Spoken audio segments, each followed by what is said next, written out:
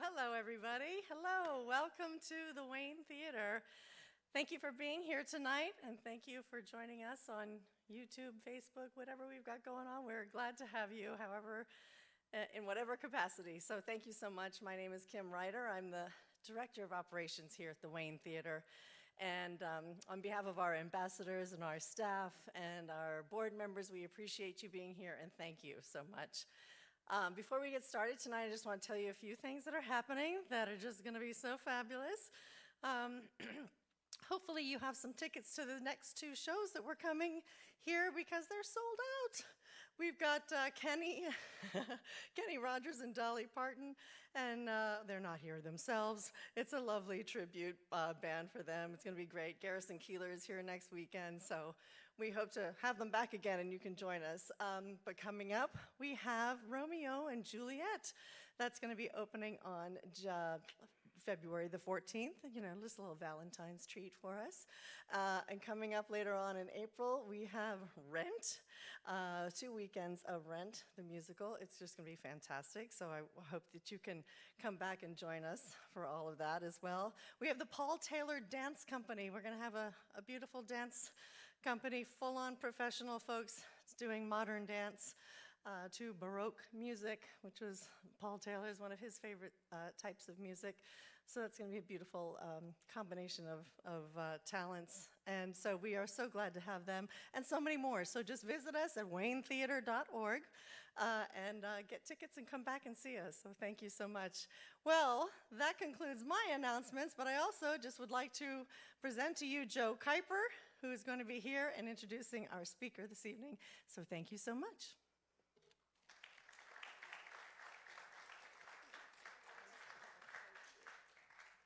All right, thank you, Kim. And thank you to the Wayne Theater. This has been a great partnership for so many years. So again, I'm Joe Kuiper. I'm the director of the Virginia Museum of Natural History. And we, of course, have had a long-going effort to establish a branch of our campus up here. And one of our great partners here beyond the Wayne Theater has also been the South River Watershed Coalition. They're a nonprofit that are all about the South River and its conservation and recreational use. And I encourage all of you on the way out, stop by the front door. They have a display table there. They have some giveaways. You can sign up for the South River Currents, their newsletter. So do that and get involved and see if there are other opportunities to get involved. Max Quillen, our colleague, will be there as well. So please pay him a visit. As far as our project goes here in downtown Waynesboro, we are making slow but steady behind-the-scenes progress on our building design. We are approximating a kind of a release of the final building design this spring. And so we've got a few things that are out of our control. That involves the Department of Engineering and Building within the state of Virginia itself. They're the ones that look over the final architectural drawings and all of the mechanicals and everything else that goes with a new building. And so we're going to be working closely with them in the upcoming months. And so we look forward to finalizing this. It will also involve a preview of the exhibits that we'll have on the inside. So we're very excited about this. And so we're going to share all of this and look forward to celebrating with you. At that point, we're going to be needing you to kind of be our stewards in the General Assembly to communicate with your elected officials. If you live here in Martinsville, I'm back home in my head. If you live here in Waynesboro, Delegate Ellen Campbell is a person that has been one of our great champions that you really want to thank. So she's someone who's been very involved in this process. And so I'm going to ask all of you to reach out to her. When it comes to the General Assembly, the idea is that a letter is better than an email, is better than a phone call, but any of those are awesome. Any kind of outreach to our elected officials is really key to ensure that we have the local support, because what we're going to be asking for is to move into the capital construction pool, and that's when we start to really start to see things happen. We have to roll up our sleeves and get some work done. So kind of circling back here to the Wayne Theater, this is, of course, our science lecture series, and we appreciate all of you coming out tonight on a miserably cold evening, but that's just par for the course in winter. And again, we thank everyone who's joining us online tonight. We have a very special guest, someone who's very close to the museum, Dr. Carole Nash. While she is a professor of geography at James Madison University, she's also a member of the museum's board of trustees. And so she's worked very closely with the museum. She has leveraged her experience as a professional archaeologist working for the Forest Service and the National Park Service as well as the state of Virginia. She has a number of board positions associated with nonprofits. And I can just say from past experience, I'm sure some of you have seen them. She gives an excellent talk, so we're looking forward to that. She brings to us qualifications with a BS with honors from James Madison University, an MA in Applied Philosophy from Bowling Green State University, and a Ph.D. in Anthropology/Archaeology from the Catholic University of America. So please join me in giving a warm welcome to our featured speaker tonight, Dr. Carole Nash. Carole?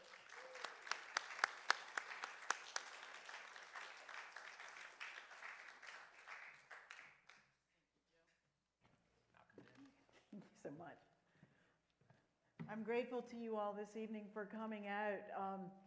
I have to say that for those who are watching from home, if I were you, I would just crack open a bottle right now, because this stuff you can't make up. The story that I'm going to tell you this evening is one that is remarkable beyond words. But I hope that as we go through it this evening, one of the things that you'll see is that in our area, we have such a unique setting in terms of our resources, in terms of topography, so that it's possible for us to grow a crop like wine grapes. And so it's very much tied to natural history, and you're going to hear a good bit of that this evening as we go forward. So just getting started, we are going to introduce you to the Virginia wine industry today, which of course is just developing in leaps and bounds. And as you can see, the contribution to the Virginia economy is pretty significant. And these are just the most recent numbers, and I think that you're probably looking at, I would think, an underestimation. I think this is probably a conservative amount. And so when we think about wine in Virginia today, we have wonderful vineyards. We are living in an area not far from 151, where you have that beautiful venue through the Rockfish Valley and all of the vineyards, but also thinking about the breweries and the cideries and things that are developing in this area. People have always had an interest in alcohol here. Long interest in alcohol. And so we preface this talk, I preface this talk, and when I say we, it's because I've worked on this project for so long with my students that it is our project. It's not my project, it's our project. And so forgive me when you hear me say that, but that's not to confuse you. But I do want to begin by telling you the story that is often told about Virginia wine, and that is that George Washington and Thomas Jefferson tried their best. You may know that at Monticello, Thomas Jefferson cleared almost several hundred acres of land in order to grow wine grapes that he had brought from, the starts that he had gotten from Europe, and failed. And the same thing happened at Mount Vernon. It happened in many other places. And so the story was essentially that the native grapes that grew in Virginia, and this is a pretty classic example, this is from 2019, the pungent, foxy, native Labrusca varietals, and that's the wild grape, essentially, generally made poor or cloying wine. And that's the story that has always been told. But I am here tonight to tell you that this is false. That indeed commercial wine production in Virginia got off the ground long before the 1970s. It's just that we forgot. And so tonight the story is about that early wine industry in Virginia and the questions that it poses for us today. And looking at it through historical research and archaeological field research. That's how we tell this story. And so the story is about Belmont. And this is a photograph from about 1900.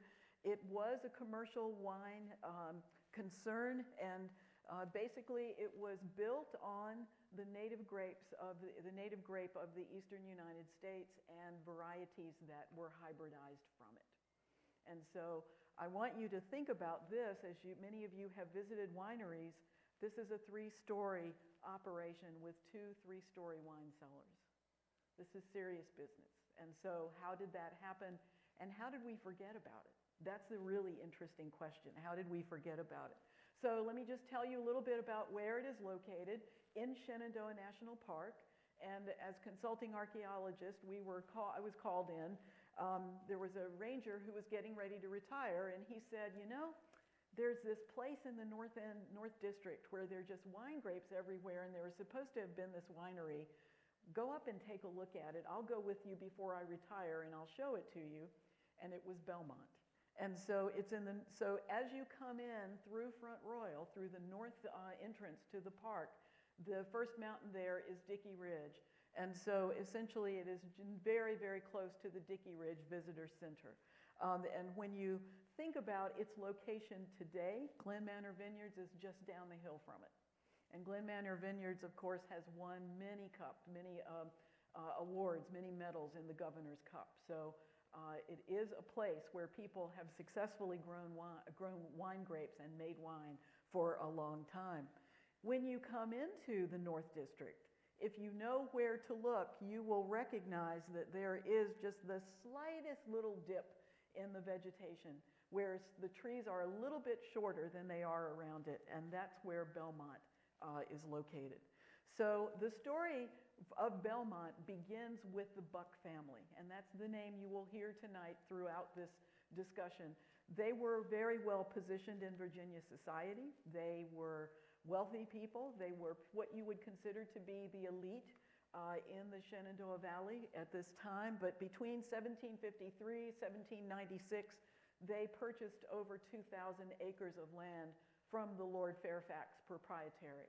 And so if you are familiar with this part of Virginia, Strasburg is to the west here and Front Royal to the right, and that's Route 55 that goes around Signal Knob, which is the north end of Massanutten Mountain. It is beautiful. It leads up into Fort Valley, for those of you who know that area as well.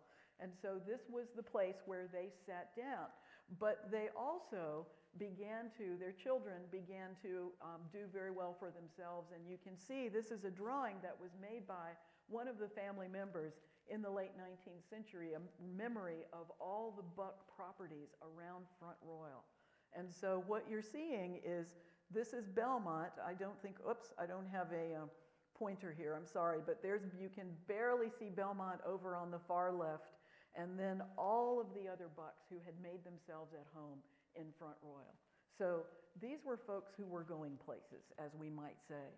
The person we're going to talk about this evening is this fellow, Marcus Blakemore Buck, and you can see his dates there, but he purchased, with family money, almost 2,000 acres of land himself in the Blue Ridge, in that area today that is the North District of Shenandoah National Park, but he sold a bunch of it very quickly because he knew he wanted to do something up there and needed money.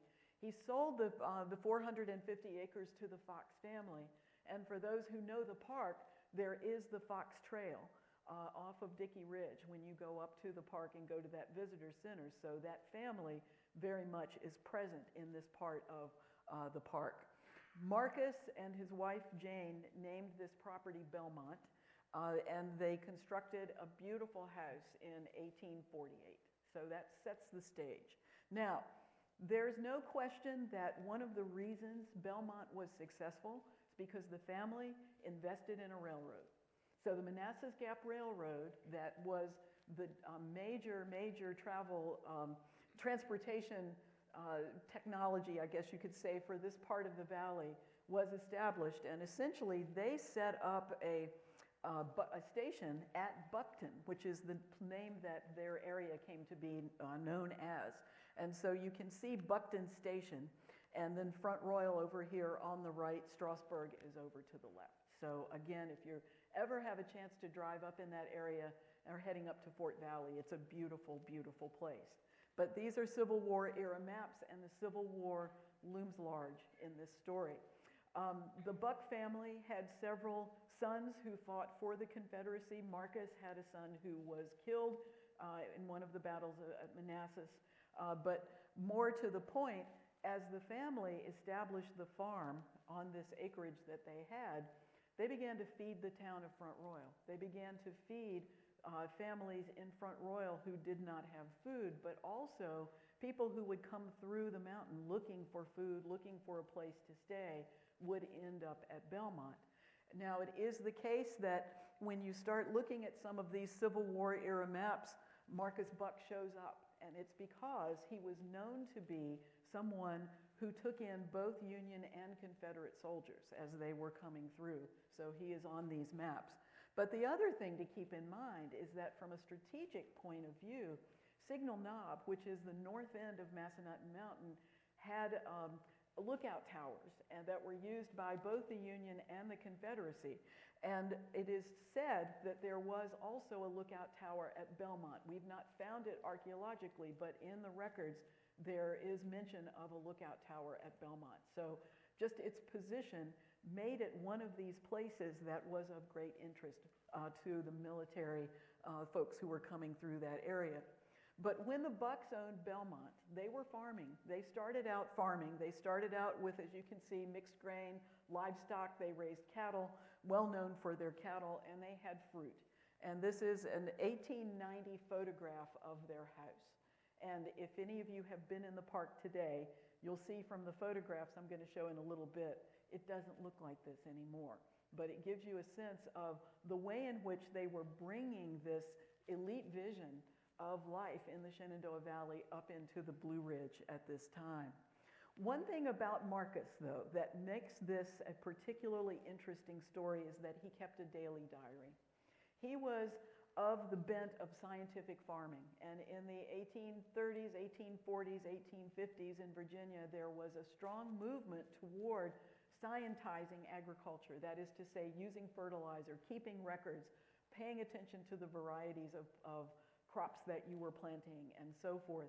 And so he was part of that. He bought into that and essentially every day wrote in his diary, every single day. And it has been transcribed, but the originals are in special collections at the University of Virginia and at the libraries. And we've been there a number of times going through these diaries because it's remarkable what's in them. And so, for example, in this particular instance, he's talking about the work that they're doing around the farm. He says that we stopped at Mrs. Colson's house and saw his wine press, vineyard, and winemaking. We're trying to figure out who that is, right? And then we were digging potatoes and that sort of thing. But then look at what happens. Monday, October 17th, Letitia, cousin Helen, went to Winchester digging potatoes in the vineyard. So they had started the vineyard and they were intercropping. They were doing what we call intercropping, hauling out chaff, hauling sand, court day in Front Royal, terrible riot and insurrection in Harper's Ferry. So this is John Brown's raid. And so it's full of this. It is absolutely full of this. His diary could be used to literally plot the movements of troops and military personnel all through this area during the time of the Civil War. But in going through these diaries, and you can see there were over 5,000 entries, the question was, how do you use this? How do you use this for historic scholarship? And so we coded the diaries. What we did is we went through every single entry. We made notes on particular things. We made notes on weather. We made notes on whether he wrote about damage, what was going on the farm, where he was working on the farm, because different fields had different names, who was working with him, and then if there was a major event. And in this particular instance, we're looking at March and April of 1865, and as you read in the right-hand column going down, terrible battle at Richmond, rumors Richmond fell with Lee, report General Lee surrendered, starving soldiers returning, Richard O.K., that's his son, Lincoln assassinated. And so again, every day, things like this that we read about in history books, they are in his diary as basically he's giving that kind of firsthand account, so to speak. But we wanted to also really focus in on the vineyard because as we were working in the field and fighting our way through grapevines, which you're going to see in a little bit, the question became, how exactly did he do this?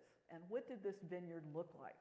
So we were going through and we found, for example, the numbers of production. We found that he was making on a regular basis, and this is right after the war is over, and so production is not what it would become later on, but still 2,300 gallons of pure juice, and then people taking grapes away to consume. But you can see his list. This is what we did in the vineyard, and so on and so forth. So this is a gold mine of information. There's very little documentation like this that we know of in Virginia, and we just happened upon it in our process. So we have Belmont Vineyards. Started in 1859 as a formal business, went until about 1900, and when it started in 1859, there were 10 acres, and by the time it was finished, there were 100 acres in production. So in 1884, that's a big vineyard. That's a very big vineyard. And the diary talks about 15 different varieties of grapes that they were growing, and that's in itself a story. That's pretty cool. But just to give you a comparison so that you know what that means, we're talking about 100 acres in production. Today, most of the vineyards in Virginia are less than 10 acres in size, okay? And the average is about 15 acres. So there are a few behemoths out there. There are a few big ones, but by and large, winemaking in Virginia is still a pretty small enterprise. And so for someone to be growing 100 acres of grapes in the Blue Ridge on the side of a mountain in the 1850s, 60s, and so forth, that's a pretty wild idea. Like I said, you can't make this stuff up. So here we go. These are the varieties that he was growing. This is the wild fox grape. That's what this is called, and some of you who hike around probably have seen these before. You've seen the little tiny grapes that will ripen up in the late summer, early fall, and if you've ever tasted them, they're pretty sweet, but they have big seeds in them, so they're not ideal. But they basically formed the foundation of the wine industry in the eastern United States. Okay, so it's a beautiful example of using a native species. But we also know that he was growing Concord grapes, and they were beautifully adapted to cooler climates. They largely were grown more in the upper Midwest and in New York State, and he brought them to the Blue Ridge. The Catawba, some of you are probably familiar with the pinker grape called the Catawba, and then there was a cross, and you can see that they were derived from the fox grape. There was a lot of experimentation going on. These folks who were involved in winemaking were creating the varieties that would become the basis for, in many instances, what we drink today. And so they were, in a sense, citizen scientists who were taking what they had and then doing all kinds of experiments themselves to see what they could come up with. But we also want to mention this one, the Diana grape. He talks about this particular grape that came from Massachusetts. We have the Delaware grape out of the Ohio Valley that came directly from the fox grape, Vitis labrusca.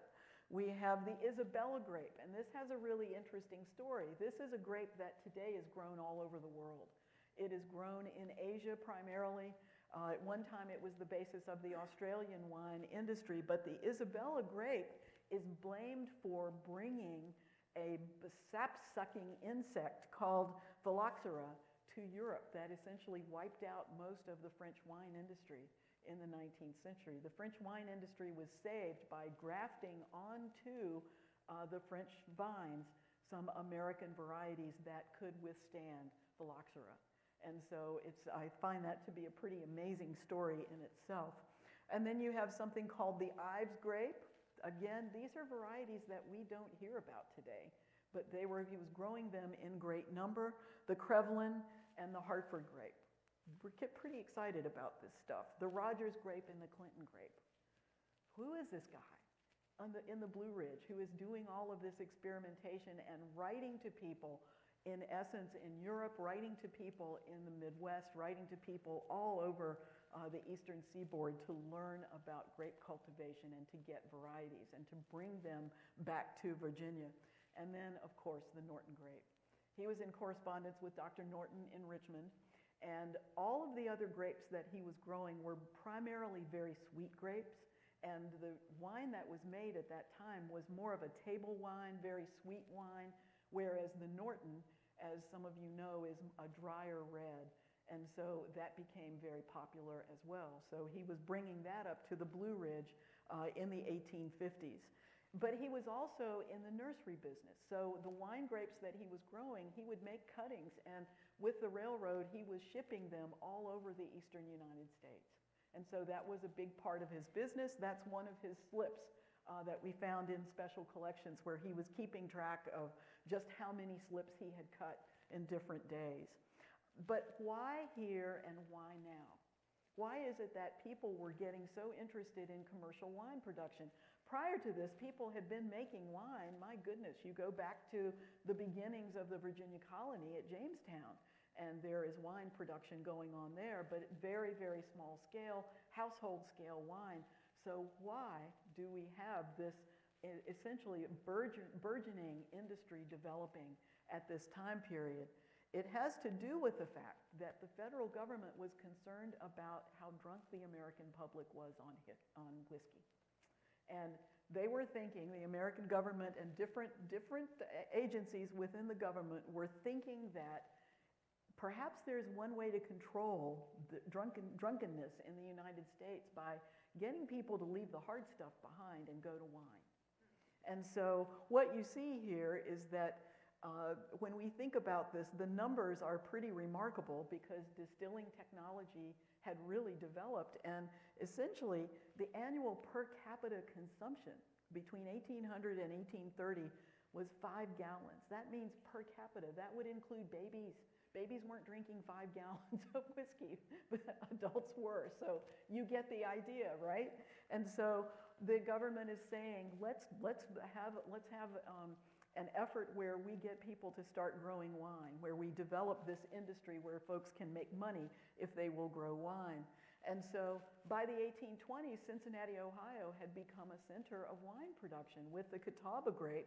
And what you're looking at here is really an amazing table that we found, but look at what it shows us. What it shows us is that even though this is 1792 to 1882, look at the American wines category. You can see that nobody's keeping track until you get to the between 1830 and 1840, and all of a sudden 800,000 gallons of wine are being produced. And then you can see the numbers increasing, but you will also notice that the other numbers are not going down. And so this ploy did not work. I call this the first attempt at temperance, but it didn't work. But it led to the development of the wine industry. So what are you going to do? But also people were getting very excited about buying wine grapes now and planting them in their yards. And so there were catalogs, just like we get seed catalogs every year. You could get catalogs for grape starts, grapevines, and small fruits. Big business at this time, and Marcus Buck was in the middle of it.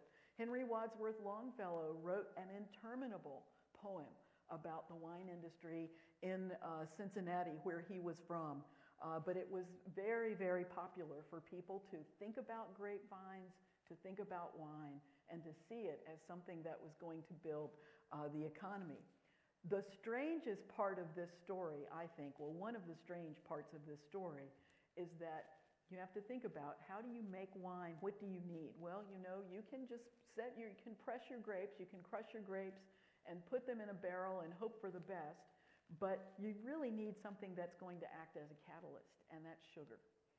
And so where were they getting sugar from? Well, they were growing sugar cane. Marcus Buck was growing sugar cane in the Virginia Blue Ridge, and he was using that to make his wine. And we did research on this, and we found that there were families to the south of here in the Blue Ridge, Meadows of Dan, 1980s into the 1990s, who were still growing sugar cane and making sugar. It's not something you think of for Virginia, but they did it. But I do want to point out to you the recipe. So this is the recipe for Catawba grape wine. And remember, I said it's sweet, right? So mash your grapes to a pulp, let them stand for 24 hours, squeeze through a cloth, and add 2 pounds of sugar to each gallon of juice. 2 pounds of sugar to each gallon of juice. Can't imagine what that would have tasted like, but that was it was sort of the American version, I guess, of a port wine, fortified wine, I would say. But also there were books being written about how you grow grapes. And one of the really cool things we have found is that Marcus in his diaries writes about trying new ways of trellising his vines, of planting the vines and as they are growing, this layering technique. And we know that he was doing that in his vineyard. So that's pretty cool in itself. So this is what his year would look like. So in March, he was clearing the vineyard. Early to mid-April, that's when he would plant his new slips, plowing and manuring in late April. May, working in the vineyards, pruning the vines, suckering the vines, meaning planting the new ones that were coming out, putting them down in the ground so that they would take off. And then fighting with bugs in the vineyard. He writes about that a lot. Working in the vineyards. Then in mid-September to mid-October, gathering and pressing his grapes, preparing grapes for sieve, harvesting and processing his cane sugar, that comes, and then filling the barrels. And then by December, he's ready to make his wild grape wine. So he's been working with his cultivars until December, and then he gets there, and then he fills his barrels. And this is not unusual for winemakers today. This is very much a calendar that is held to today in many instances. So this is exactly what he was doing. And his diary shows this repeating year after year after year. He was getting pretty good at it. Now, one thing that we do know is that Marcus was not able to do this by himself. Marcus was an enslaver, and we have been following the story of the people who were enslaved on the farm. We actually don't have names for them yet, but we are beginning to find the names of people who, after emancipation, came back to the farm to work as paid laborers. More on that in just a moment. But you can see that by 1863, when the Emancipation Proclamation was written and read, when it was issued, the enslaved left Belmont. And so Marcus was left with this incredibly large vineyard and no one to work in it. And in his diary, he writes about going into Front Royal and trying to get the people he'd been feeding to come up and work in the vineyard. And he was not having much success with that. But he petitioned the government in 1867 for reparations, essentially claiming that he had always been a Union man. Now, two of his sons had fought for the Confederacy. He had allowed both Union and Confederate troops through his property. But essentially, he was given that pardon. He was actually given that pardon, and he was given reparations for damages that were done. And you can see that in 1867, this is when he opened a distillery and built his first wine cellar, and he had 5,000 fruit trees. So it wasn't just wine. He was growing peaches and apples and pears, all of those things. He had really gone into the business big time. And so this is a photograph of what his establishment looked like, essentially. You're looking at the first floor, the lower floor, devoted to hogsheads, meaning the big barrels that held about little over 1,000 gallons each. And we know that he had them made in Germany, and they were shipped to Front Royal.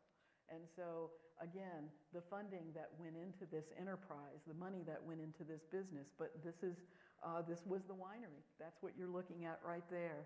And so we've done research, and we have found some comparative cases from North Carolina. In this particular instance, the Weller Vineyard, which was known for Scuppernong, which is also a very sweet wine, in North Carolina, but this is an example of what those barrels would have looked like. They were big enough for a person to stand up inside and clean. And you get a sense of just the magnitude of the production. This is where things start to head south. This is where Marcus made an error, and that is in 1870, he and his son, Jacqueline, which was a male name at that time, he and his son began to speculate in land. They began buying up land in Indiana. They began buying up land in other places, and the idea is they were going to sell that land and make money to support the vineyard because he wanted to grow the business even further. And so when I say that this was a mistake, what I mean is while he's getting a lot of press in the newspaper from Richmond all up and down the East Coast, we have found references to Belmont in New York newspapers. It was well known. So while the praises of Belmont were being sung, essentially he was selling locally. He was selling locally to the drugstore. That was one of the ways he was getting his wine out. People thought everything was great, but there was a panic. In the fall of 1873, there was a serious depression. Land prices fell, and he lost everything. And the saddest part of the whole story is that, you remember all those families? Remember all the bucks who were in Front Royal? They had all invested in the business. And so this is his brother, who has lived in this beautiful home, Bel Air, which is still there in Front Royal. But you can just read this. I was called and returned home to learn of the failure of my brother, MB Marcus. I was utterly ruined, being an endorser for over $100,000, $2 million today. And so essentially he had to give up his house. He had to give up his property, and other family members did as well. And so as we got into the records, we found that letters between the brothers had been saved, and it's devastating to read the decline of their relationship over this business problem, over what had happened with the land and the poor investments, and ultimately the family just kind of disappears from Front Royal. So there are hardly any bucks remaining in Front Royal after about 1900. So a family that was there and so well established and just sort of blazed this industry all of a sudden is gone. Well, what happens to the winery? Interestingly enough, they kept making wine. There were family members who took over the vineyard, and they kept making wine, and they were winning medals at competitions. So the Governor's Cup goes to Glen Manor every now and then, just down the hill from Belmont, but these folks were medaling as well. And in 1876, Belmont was sold on the steps of the courthouse in Front Royal. And it's a sad thing, but at the same time, remarkable for us because it lists everything. It tells us everything that was there. And you can see 800 acres, the brick mansion, the outbuildings, 12 tenant houses, vineyards and orchards, and you can see the appliances for manufacturing. And so Marcus's cousin bought it for $15,000 and continued to run the winery, for 10 years after that, at least. And so he dies, Marcus dies in 1881, and his tombstone, no hand ever went empty if in his power to fill, because he was known for being a very generous person. And that's what you can see on his tombstone today if you go take a look at it. But also, he was not forgotten. And so the Manassas Gap Railroad became the Virginia Midland Railway, and it became a tourist, basically a tourist train. And there were folks who would be riding on the Virginia Midland Railway, and they would be told stories about the areas they were riding through. And this is the story that was told about Belmont when people would come to Front Royal. So he had made such a name for himself and for the winery that it was remembered long into the 1780s and 1790s.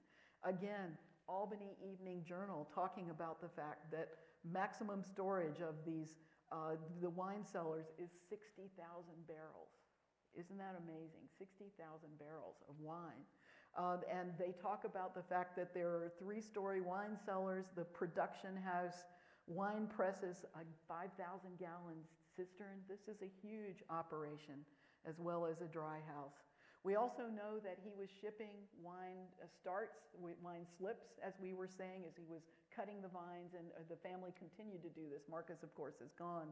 But you can see they were being sent all over the eastern United States. It's just an amazing part of this story. Jed Hotchkiss, the cartographer of the Confederacy, who is well known for his map-making skills and whose work we rely on heavily when we try to understand what was going on in the 19th century, in the Shenandoah Valley in particular, started a journal that was a promotional effort to get people to invest in the mineral resources of Virginia, West Virginia as well as Virginia. And he talks about Belmont. In 1884, he says over 1,000 acres of grapes of various kinds. Okay, so it continues. And then finally, Ashby, the cousin, gives it over to his cousin McKay, who ran the business until about 1900. And as they are running it, you can see that, again, 15,000 gallons every year, 23,000, 30,000, 15,000 gallons of wine. Incredible production Okay, this is what Belmont looked like in 1900, and this is the office that Marcus built and worked in. That was part of the winery itself. This is what we know from 1936 when the park was established, when Shenandoah National Park was established, and there was an inventory done of properties, and they had listed on their on the forms for Belmont all of these things that said this is what this house looks like, and that's what it did look like in 1936. By 1940, well, the Park Service has done a lot of work with us. They helped us work on maps so that we could see all of the tracts of land that Marcus owned. And you can understand that as you're coming into the park, coming into Dickey Ridge and into the North District, essentially, all of this area is the land that was owned by Marcus Buck. And so we continue with that story. And many of the tracts are named, so we get pretty excited about that. This is what it looked like by 1937. It was growing in. Very typical, what we see in the Blue Ridge. The Appalachian oak forest will take over, it will regenerate, it is resilient, and if it's not cut back, what you're looking at is the vegetation that is starting to take over that landscape. This is 1947. The house was vandalized, but there was a hope at one time that the park might turn it into a visitor center. And of course, now there is the Dickey Ridge Visitor Center. But the house was not kept up, and it was taken down in the early 1950s. It was gone. So what is Belmont like today? This is where the archaeology comes in. And this is where we first found Belmont. We had not done this background research. We didn't know much of the story. We just knew that there were grapevines everywhere. And so the question is, what is this place and how do we make sense of it? And so we have surveyed, as you can see, a good bit of Marcus's land. And this is all done on foot. And we use global positioning systems technology so that we are mapping everything that we are finding. And it's really overgrown. So the work that we do up there, we have to do in the winter. Hopefully not on a day like this. But you cannot see anything. By the time you get to early April, the grapes are starting to grow in, the vegetation is starting to come back. So you have to do this work in the wintertime. And what we're looking at coming in, that's the Dickey Ridge Trail on the upper left, and then it gives you partial access to the site, but the site is very difficult to get to. We don't recommend that folks go up there simply because there's no good way to get in. However, here is a map from this is one of Hotchkiss's maps from 1866. Right after the war, he continued to make maps for the counties of the valley, and this is one from Warren County. And you can see that this map actually has the road into Belmont, and you can see how it twists and turns, and that is exactly what it does. This is a very, very accurate map, but this is what the road looks like today. And as I said, not easy to get to. It's a fascinating place, but not easy to get to. But our GPS is absolutely essential. That is what has allowed us to put this story back together. So if any of you have an interest, there are really high resolution, high capability GPS units that we are fortunate to have, and it's made all the difference in the world. And so this is what it looks like as you are approaching that yard where the house used to be. And this is indeed what the Manor House area looks like today. So they have kept it open to a certain extent, but one thing you'll notice, look at all the grapevines that are hanging. Grapevines are growing all the way down to Route 340. All the way down to the park entrance. I've had people in the park say to me, why are there so many grapevines? It's like, well, there were 100 acres of grapes being grown up here. But anyway, this is our work, and what you're looking at here, these circles or these areas, that's the house and the barn and the office. And so this is what the house platform looks like today. This is the office foundation. We have found that, so we've been able to put that back together or in place. We found the barn. We know where the barn is. And we have 2 miles worth of stone walls. 2 miles worth of stone walls on that property. And I don't think we've actually documented all of them yet. But one of the really wonderful things about this is anybody who is interested in stonework, different groups of people made stone walls differently. There's been a lot of research done on what Scots-Irish stonewall manufacturing and those techniques look like compared to the Germans, compared to the English. And we are seeing different kinds of stone walls up there. So we don't know exactly what's going on, but we are starting to develop a typology of stone walls, and we've been learning a lot about how they were built. And our assumption is the enslaved were the ones who did this work, and so their technology and their knowledge are what made this possible. It's also highly probable that they were the ones who were more versed in the grape growing than was Marcus himself. And again, that is a story that needs to be looked at. It needs to be told. But there are roads everywhere up in this mountain that are connecting up all of the different tenant houses, that are connecting up the different fields. And again, you just have to get up there at the right time of year in order to see it. And then we have confirmed 4 of the tenant houses. And as I was mentioning, in the 1870 census, there are a number of African American families who are living back on the mountain and who are identified as vineyard workers. And so, as we know, Ashby and McKay continued for 30 years. And so there is, again, a good bet, I would say, or it would be a proper assumption to assume that some of those families had been trained or knew how to grow those grapes and they were the backbone. They are what made that vineyard possible. So we keep that in mind. But this is just, you're looking at all the dots of all the things we have found, stone walls and foundations and roads and everything else. It's a landscape that is just filled with the evidence of Belmont. But if you don't know what you're looking for, you're just going to say, what are all these grapevines? Essentially, we want to get beyond that. But the wine cellars.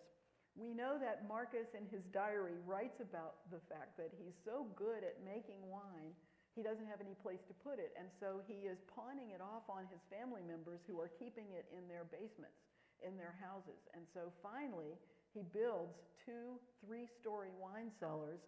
And if you take a look at this, the foundations are 6 feet tall. The foundations of these buildings are 6 feet tall, and there are 3 stories on top of that. That's how much wine was being made and stored on those mountains.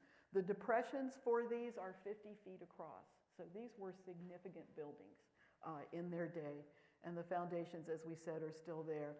We have found the 5,000-gallon cistern, and we have found what we are calling the berm, which is just a big hump, and we think that this is the winery itself. Of course, remember, nothing is standing above ground. Everything has been removed with the exception of what we would consider the archaeological remains. And so we want to understand the layout. We've got questions. You know, was there a pressing house built behind the operations center, as we say? Were the fermentation rooms below? Was this the cellar and the loading area?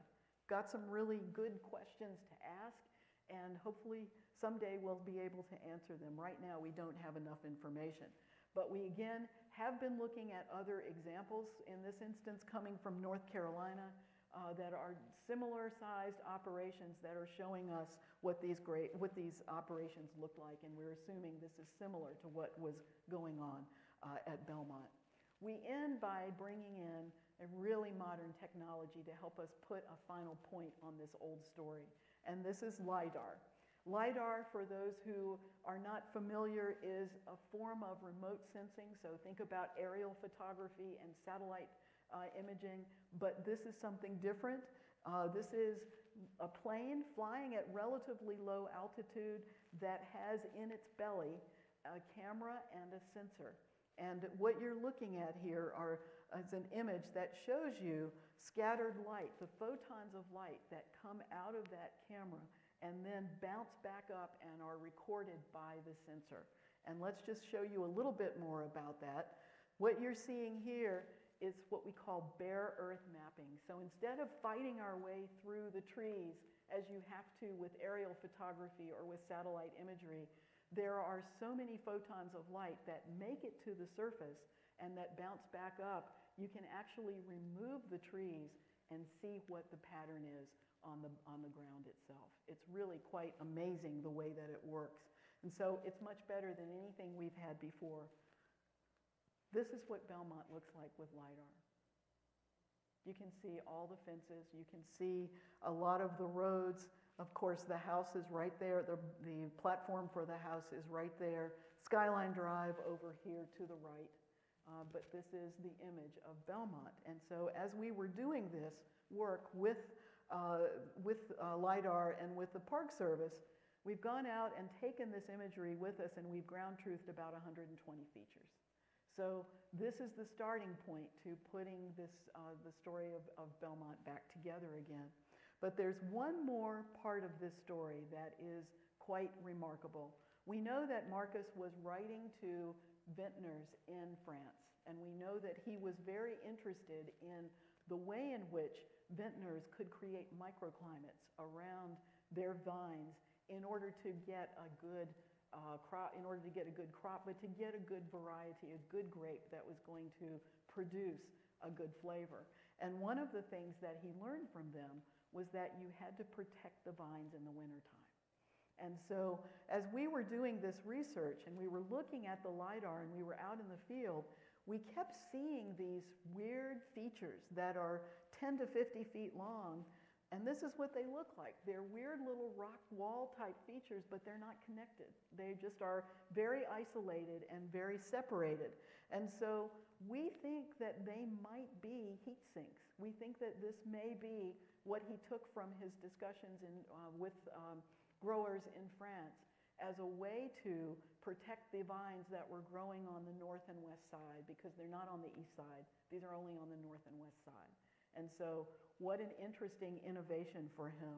So what happened to Belmont? California wine industry is one part of it. By 1910, 90% of the wine that was consumed in the United States came from California. The railroads made it possible for cheap wine to come from California. And that cheap wine was, again, predicated on immigrant labor, but also those railroads. And so they couldn't compete economically. The eastern vineyards could not compete, but also temperance. And I will say that in Virginia, Augusta County was leading the temperance movement. As we look at this story, what you find is that Virginia passed its own temperance laws in 1914, 4 years before the federal government passed the prohibition, the 18th Amendment. And Virginia was ahead of the curve. And so the wine industry just began to tank, as did other industries as well.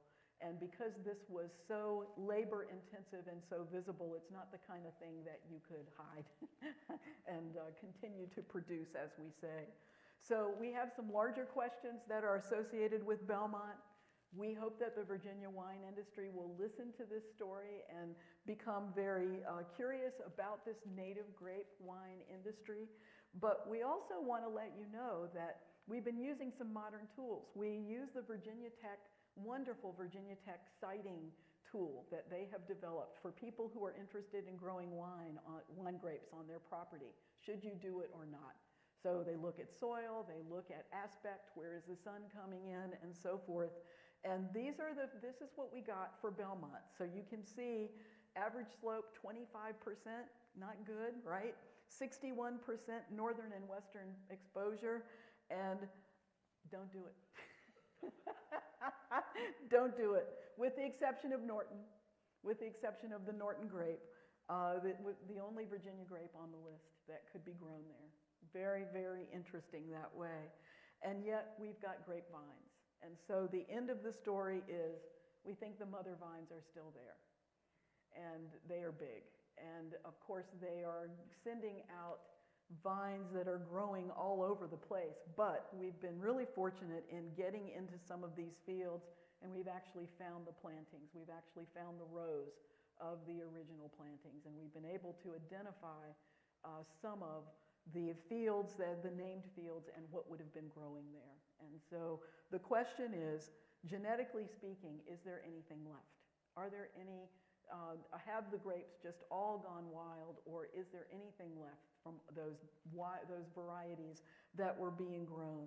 And so we're pretty excited about the possibility that there could be a story in the genetics. And so before Tony Wolfe retired, We were working with him, but we've also worked with Lucy Morton, who is a well-known enologist and ampelographer, and there is a lot of interest in the possibility of doing some testing to see if some of the grapes that are up there, and they do grow, there are grapes up there, it's not just the vines, there are grapes. Is it possible that some of the old varieties are still up there? So we don't know. But we do want to point out that this is from 1956.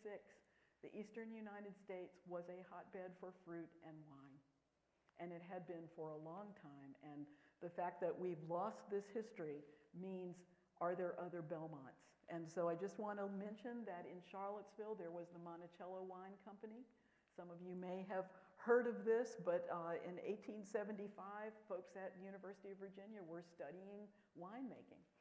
There is also the Woburn Winery making raisin wine. African-American families making raisin wine down in the southern Piedmont, almost on the North Carolina border.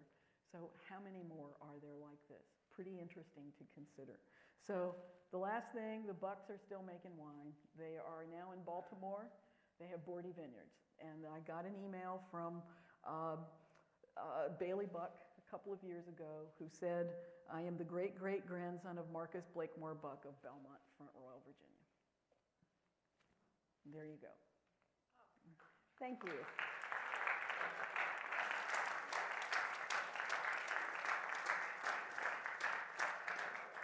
All right, we have time for a few questions for Dr. Nash. Myself and Dr. Tom Benzing have microphones. Please raise your hand if you want to take or ask a question, and we'll get a mic to you.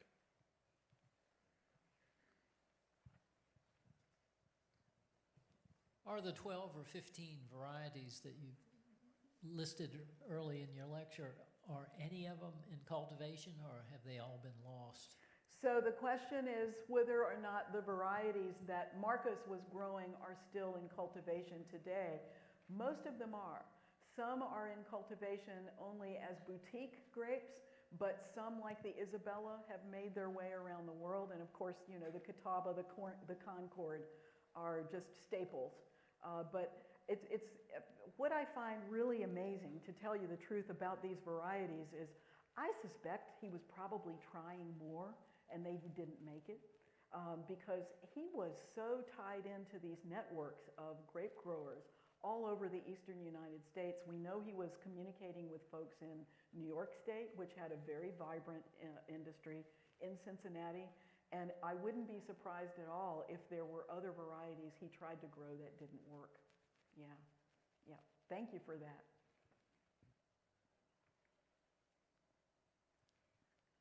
Have you found any correspondence with him and Dr. Norton in Richmond?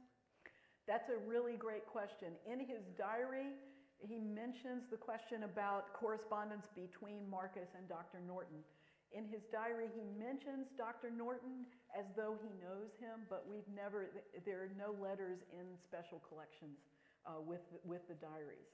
But he does mention Dr. Norton. Yeah. Yeah. So there's a Belmont that's north of Fredericksburg. Are they related? They are not. Belmont is a pretty common name, yeah, and there are several of those. I know which one you're talking about, but this one is a different one, yeah. Yeah. Now, the Bucks were in Leesburg. They were in that general region and then moved west right before the time of the French and Indian War, the Charles and his wife, Letitia. And the thing that we do know about them is that they maintained connections with family across the Blue Ridge, and they continued to marry into some of the big families over in the northern Piedmont. Your LiDAR data, was that something that existed already in the database, or was that something you had to like custom fly? That's a great question. So what you're seeing is an image that came from about a $50,000 survey of LiDAR that was specifically designed for this area and a few other areas within the park. So you can go to the USGS National Map online, and there are free layers of LiDAR, but they don't give you this kind of resolution. Yeah. We couldn't believe it when we first saw it.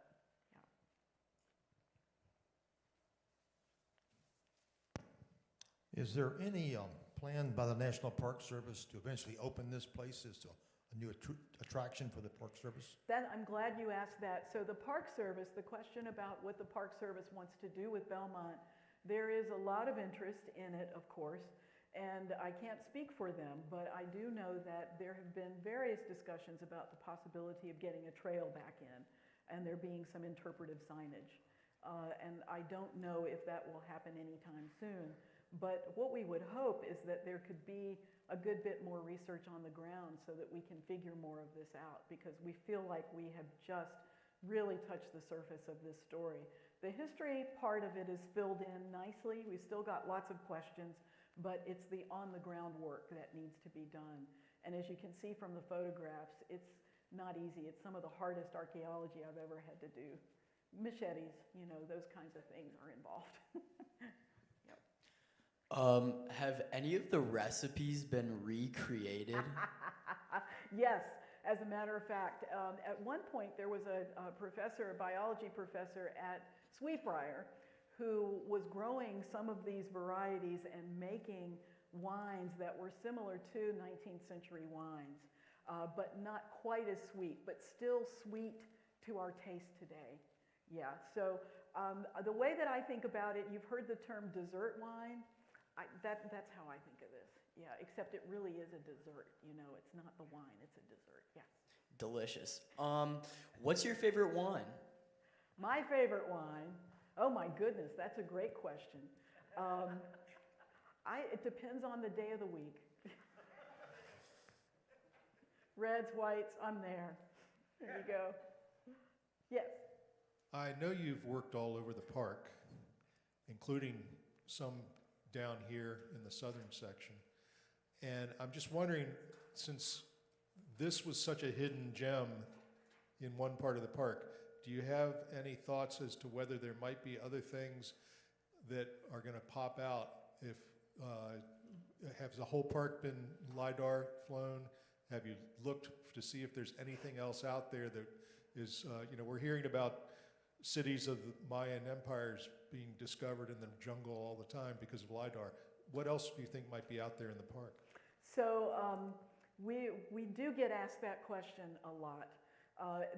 LiDAR is an amazing tool, but the thing about LiDAR is LiDAR will fool you. So you'll get these images back, and we've had to deal with this, where you think you're seeing patterns and you go out in the field and realize it's just an outcrop. And so there's always, the reason we have to ground truth all of this is because LiDAR is not foolproof itself. It just shows you what is there. And the question still is, what could it be?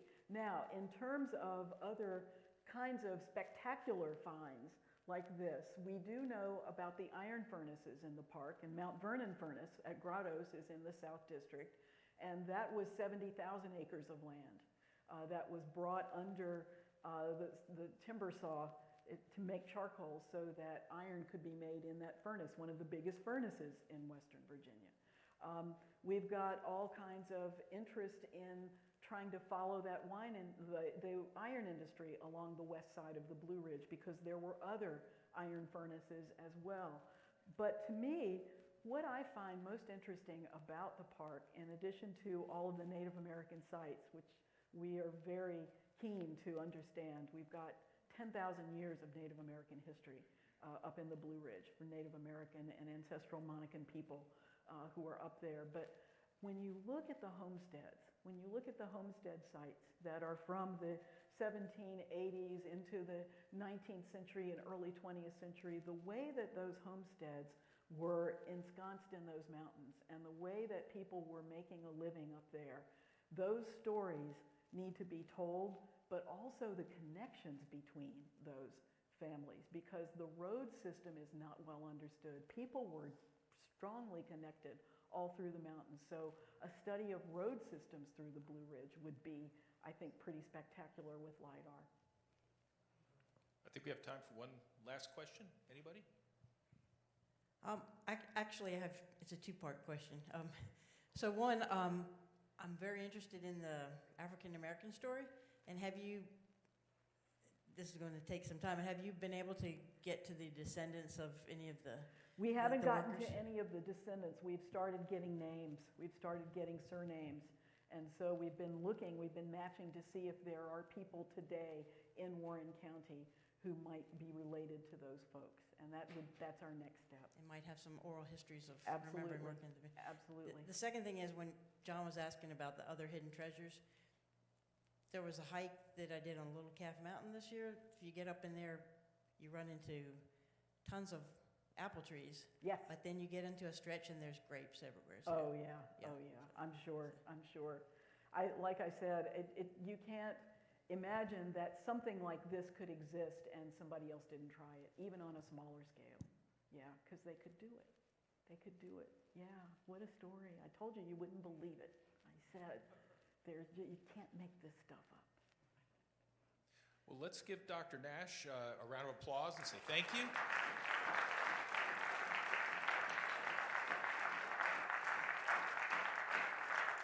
And please look to the Wayne Theater and its website for upcoming talks, and we look forward to seeing you again at the future ones. Thank you very much.